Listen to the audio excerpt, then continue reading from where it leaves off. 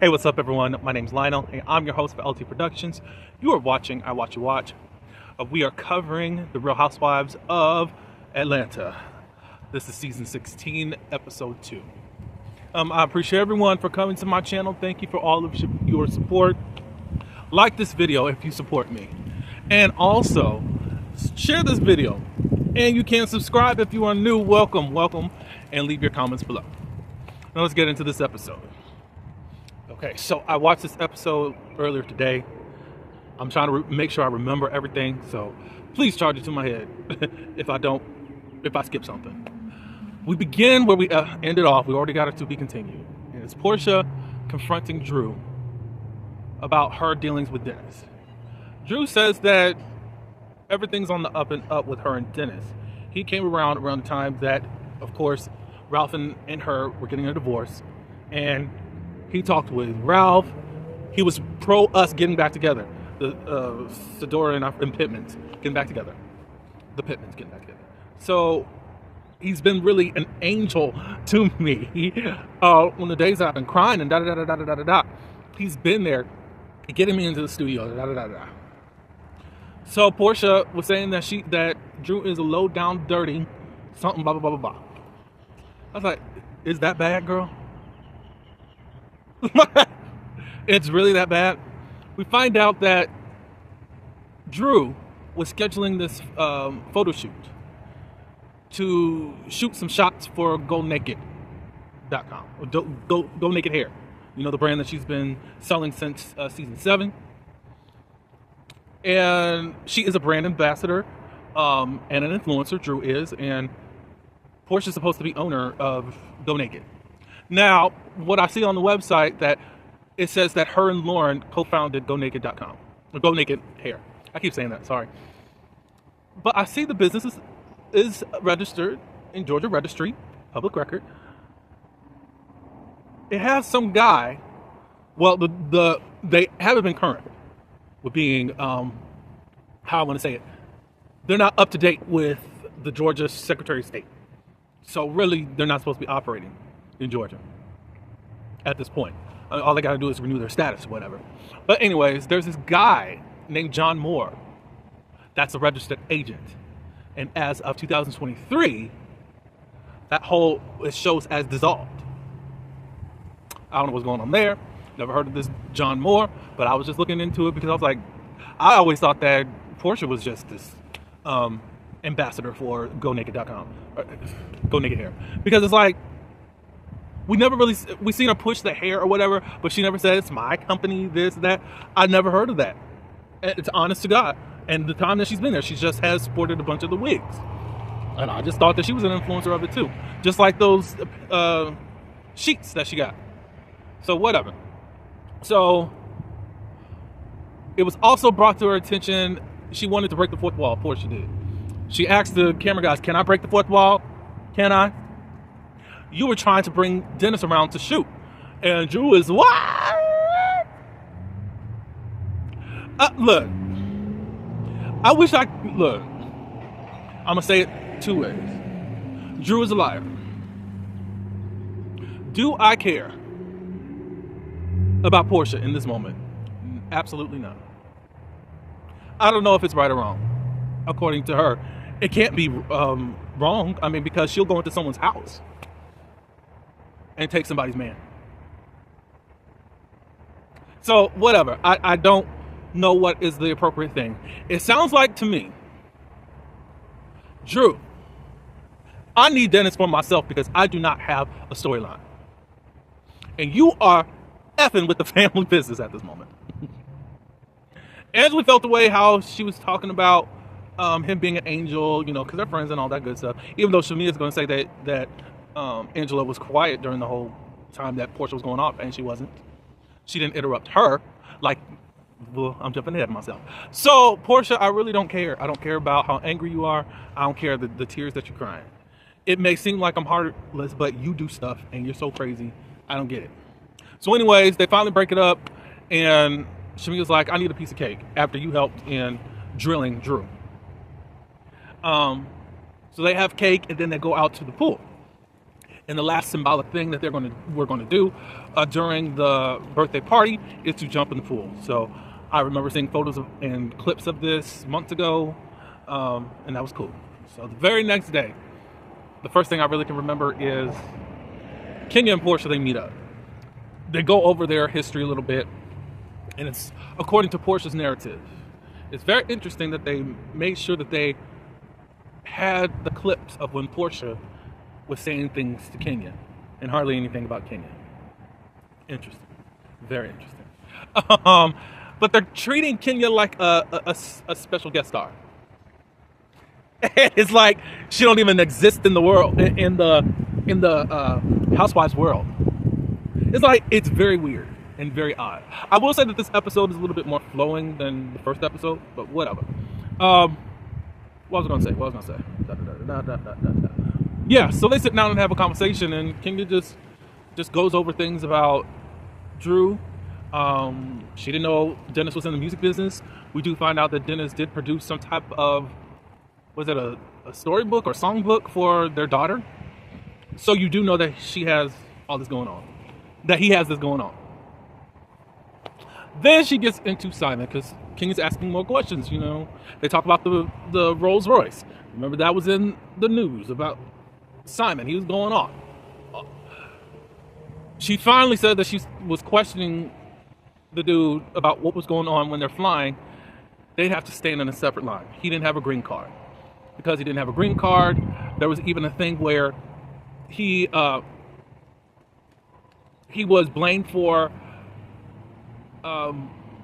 stealing a car. Since then, they're very harassing towards people that do not have green cards. That was his explanation. When she finally said, I wanted to get a divorce, she left the house. Then she says that when she was at her mom's house, the house that she gave her mom, that she used to live in next to Nene, or down the street from Nene, she said that she was able to look in the cameras and was seeing a bunch of women in the home. I mean, I don't understand. She kept saying the red flags weren't red flags to her. We were seeing this when he was with Fallon. So I can't feel sorry for you. You knew what you were getting into. You decided to fake the funk. Again, faking for what? You faked with Cordell. You let slip out of your mouth that you were a beard for this man. And I guess for clout, to be a footballer's wife. And the most that you can say, yeah, you know, I just fall hard so fast for people, and I just don't really. You can acknowledge what's wrong with you, and you keep doing it. That's insanity. I don't care how fast you fall in love. Why would you make the decisions that you do make? Now, it might be one thing if you were just single, but you have a daughter that's looking at your crazy tail. I don't think that you should really get a break because you are single, but at least things would be different if you were single. But you got this child looking at you, and she's going to repeat the same things that you do, no matter what astrology sign you are, because you'll blame that too, just like Cynthia does. Like, if y'all just want to be a fool in love, then face the consequences.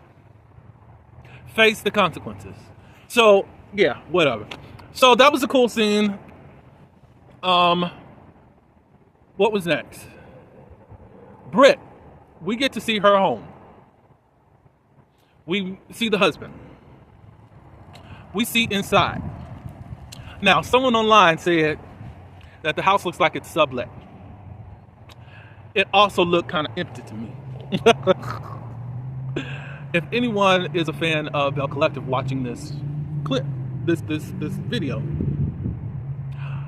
does it look anything at how Letitia and her husband had things set up? Everything just kind of clear around there in the kitchen. So anyways, we get a little, I'm just saying. I mean, she's in this whole insurance thing and rental property crap. So is she just using this house for the show? Look, one thing about Housewife fans, you can't hide too much. Your stuff is going to come out. So play around. We're going to catch it sooner or later. So Britt says that she met her husband while he was a client. He was pushing up on her and said, I don't really date clients, and all that. But after we did our business, he was in my DMs for a couple of months. She said, I got to look out for you. What does that mean? So we went on a date, and then he invited me to Vegas, and I told him, look, you are not getting none if I go to Vegas. I want women. Nobody cares.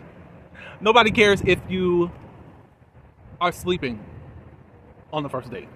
This is so dated back in the 1950s. Nobody even cares if you got some before you even went on your first date. Do what you got to do. But don't act like this builds more character for you. Because it don't, Miss Edie. So just stop that. And that's just in general. Like, stop it. And then you're trying to create this type of image about yourself. I'm not saying that you are just a harlot today before these episodes come out. But I mean, it's okay. Do what you got to do. If you slept with whomever, you slept with whomever. So Mike and them are talking about getting a dream home, but they're trying to not do certain things because to be more cost effective, which I don't understand. So do y'all have money or not? You said that you are self-made.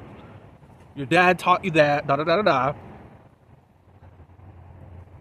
I'm just questioning a lot of things, and I'm probably more analytical of you, but do you really carry the juice that you say that you do? Mike's got his own business, I guess. He has a 15-year-old son. They're thinking about having a child. But their mom also lives with them. And she lives upstairs close to them, and she's like, well, I really want to get her in a different place, so we need or a different part of the house, so we need to do something with that. But what kind of house is this? I don't know. It seems a little bit iffy, but whatever. So they want to have a baby, and how they want to do it is through IVF. And I guess to this point, now you're able to get the sex of the baby that you want. I think that is too advanced in medical science. That you are not. I don't like that. I don't like that whatsoever. But y'all can give me your thoughts about that. Of course, people want to get what they get. Since Mike has a son, she says that he wants to be a girl dad. Now, both of them seem like they are opposites. Opposites do attract, but they do have debates. I'll say it that way. I won't say arguments, but it doesn't seem like it takes too much to get people started. Get those two started, So I'm just like, okay, I'm watching them. Some of y'all made other comments, and I'm disagreeing for now. I don't see what y'all see. But we'll see as time goes on. The mom appears out of nowhere and says that she's going down to the sauna that's in the home. And then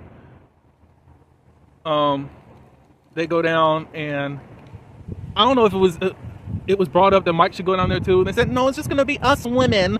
I'm like, oh my God. Can we just... There's too much performance. Like, yeah, I just kind of think that, okay, why is just something so... Like a woman just has to be something. Like, you got to be such a Catholic schoolgirl. Whatever. But it just seems a little bit performative to me. A less performative couple, I think, is Angela and Charles. We get into more of them. She's at home. She talks with her eldest daughter regarding what happened with Shamia and Drew and Portia and all that good stuff. Charles is giving his commentary about that and all that. Charles is speaking his mind. I think that they may be the comedic relief. I like Charles's personality. He kind of, I think that they take each other serious enough, but not too serious. Like, they may get on each other's nerves, but not that kind of getting on people's nerves where I need a divorce, if you understand what I mean. Angela says that there's nobody else that I not should have ever been with, but this is the person that I was destined to be with. So I'm liking Charles's personality. I like how he just says what he wants to say.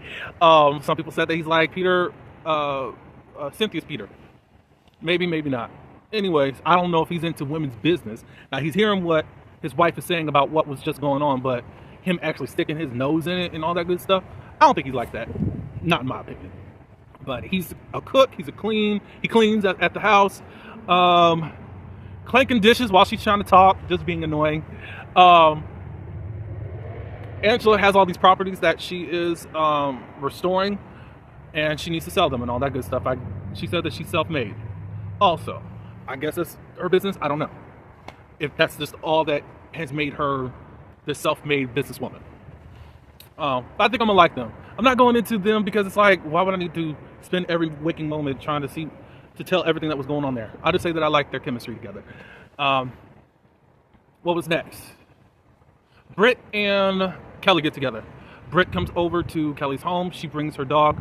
Britt's dog is Mimosa. I think that's a girl. And Kelly has a dog. I think it's Coco. I think.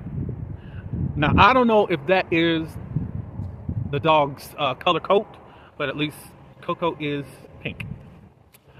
I don't know about that. But anyway, so they get together. They start talking. They talked a little bit about the whole Druin thing. It seems like there's some things that I see that Britt will talk about and gossip about, and other things she won't. I'm just nodding down at how Britt moves, and I'll be like, okay. They talk a little bit about that, and then Britt says, I never wanted to bring up, I know that you were divorcing, but I wanted to give you time, and also didn't want to be intrusive, even though y'all talk about other people's situations. That's a little bit interesting. Is it because you have respect for that person because you're a friend? They said that they've known each other for over a year and they're besties, but they are falling out later on this year. Not my fault. That's because of the clips that be leaking that I didn't want to see, and the interviews of people saying different things about what goes down. So, well, whatever. So Kelly opens up as to what went on, at least when she was ready to file the divorce. She filed it. She was on a birthday trip in Tulum, or at least a trip in Tulum. And her ex-husband, or soon-to-be ex-husband, stole like $500K.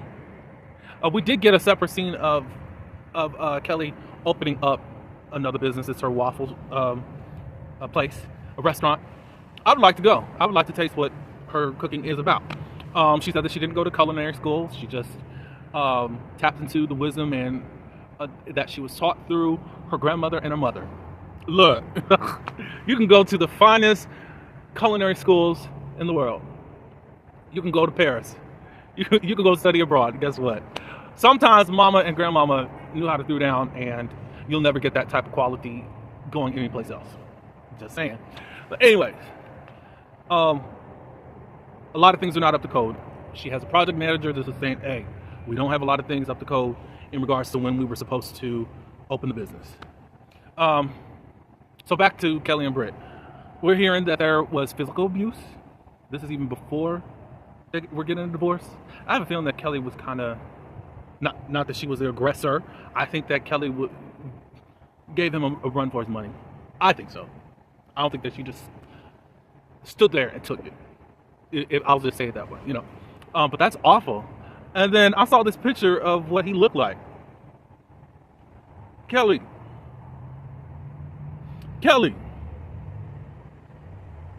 This? No. No, ma'am. No, ma'am. We're not doing that. Like, no. Look, you can do a whole lot better.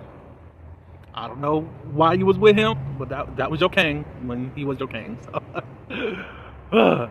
But anyways, they talk about that, and they talk about Kenya. She's still going on. Britt is about the wedding ring situation.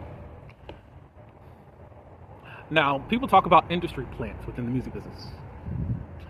I'm starting to think that Britt was an industry plant for Bravo, specifically Atlanta. And they knew what they were doing when hiring her. I'm just saying, I'm saying certain stuff, and I'm not saying other things that I want to say. And these are just thoughts. I don't know any other tea or whatever. It's just I watch and observe, and I say what I say when I want to say it. You are so caught up, and because of your failure to be clear and people were getting clarity, you think it was shade. Okay, whatever. Okay, so we got 2 more scenes. Wait, I almost forgot about Shamia. Shamir goes and checks on her surrogate mother that delivered her youngest child. While she was carrying her youngest child, the surrogate mother had breast cancer. It was discovered, I think, at like 32 weeks or so, and they had to go on it and deliver the baby early. Shadina had felt like possibly what she was dealing with in her body was the reason that her child has been sick. Shamia did a farm, that's not what happened. They cried for a few minutes. Shamia and her husband are looking for another surrogate. Shadina does have a recommendation. They have 2 eggs in one lab and 2 in another, and the husband still wants more children. My personal thought is, I know that it is to be fruitful and multiply, however, is this the way to keep having children? Shamia did get pregnant recently and she had an ectopic pregnancy. She went to the hospital and she knew something was wrong. Would she ask for help? They said she was next in line. When she got back to her seat and sat down, all of a sudden blood gushed out. And she just gave a PSA to listen to people, especially black women, when they say that they got different ailments going on. I think it was a touching scene, and for the most part Shamia is starting to win me over. Angela, Drew, and Shamia, they meet up to go exercise. I know. Exercise. Hates to see Drew coming. Where is dropping with Drew? Since we're doing music all of a sudden. For me, I've already put a post out there. I'm really not receiving Drew's music. Drew is a very good singer, but I don't know if that's your vein. It just feels like Drew is all over the place. And for reality TV, she's just picking this and doing that, and how about that? You're saying that you were under a lot of major labels and a lot of major producers, and they haven't been able to do something, and Dennis is the person that's going to make your dreams happen.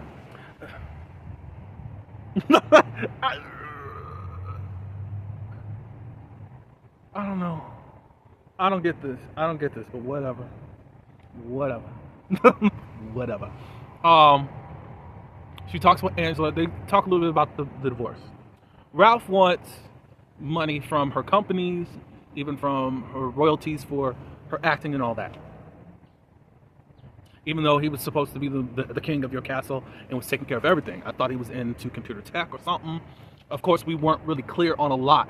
And this is one of the reasons why I'm trying to figure out why Drew is a good housewife. Because Drew hardly said anything about herself. Or they have these arguments and then it's never can be better. I don't get where y'all see that Drew is a good housewife. Now, she comes in and creates chaos and all that stuff every season, and we don't really get anywhere because she denies everything. I'd rather Drew just go back to acting instead of acting on the show. But whatever. She cries about it. She said that music was the only thing that has saved her, and she just gets in the booth and she don't even cry. Shut up. I'm sorry, I'm just over that. You're too busy trying to say that you're not crying, and the music is the only thing that you try to pour your heart and soul into. It's okay if you're crying and you just... I'm so sick of it. So Shamia joins. They do an exercise and they come back and they talk about Shamia, really about Portia. And Drew wanted to get Shamia's... She wanted to just say, hey, we're in a group chat, how you actually feel about certain things, because this is not my intent, no matter how much Portia's heated and all that. Shamia's given her intake as a bestie to Portia to stand up for her. Angela chimes in like, it seems like you're trying to be an assistant or whatever. Y'all really think that Shamia's about to give her real opinion about certain things? She's always going to be a ride or die for Portia, but I just have not seen yet at all where Portia has ride or died for anyone. Now, she'll ride and die for her own reputation. Now,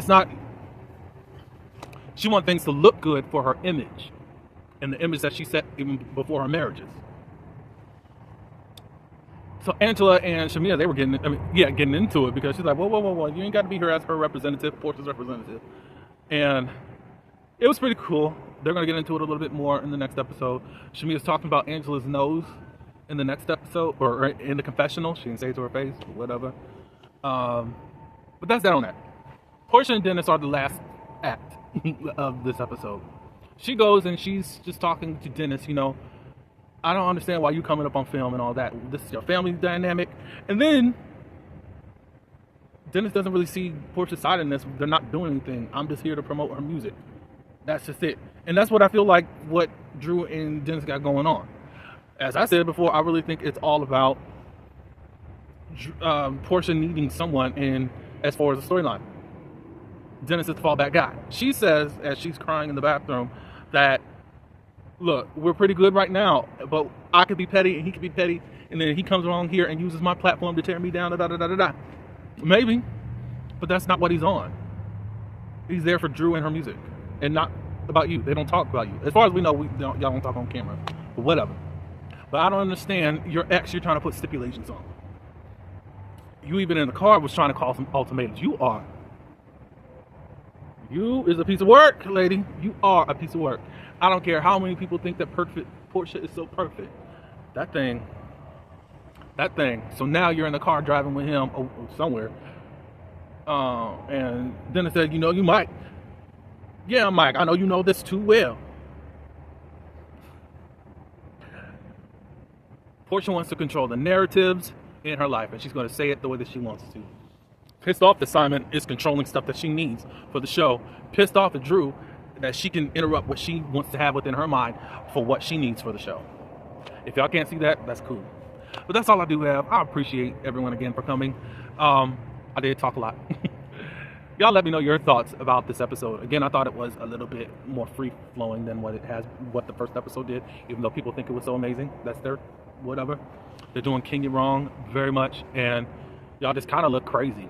Truly original. Y'all look crazy. But anyways, like, share, subscribe, and get in those comments. Until next one, peace.